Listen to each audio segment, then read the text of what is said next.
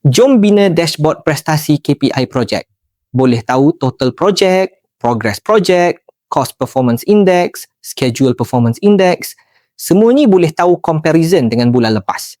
Boleh tahu bajet bagi dan dah guna, juga ramalan harga siap projek dan bezanya dengan bajet sebenar.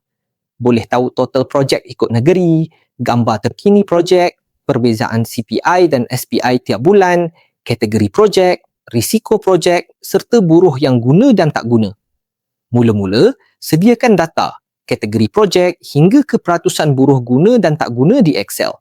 Then, data bulanan CPI dan SPI juga di Excel. Then, gabungkan data CPI dan SPI tiap projek dengan cara append di Power Query. Then, table CPI dan SPI bulanan dengan table utama hubungkan melalui ID dengan cardinality many to one.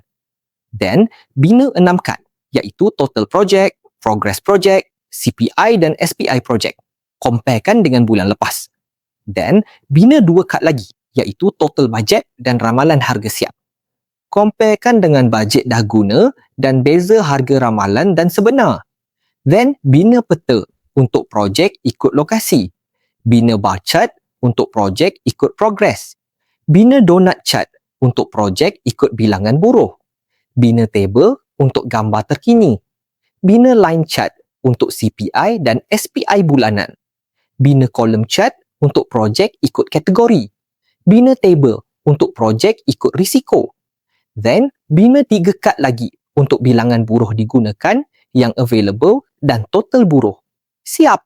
Senang kan? Nak belajar dan dapatkan dashboard ini? Klik profile.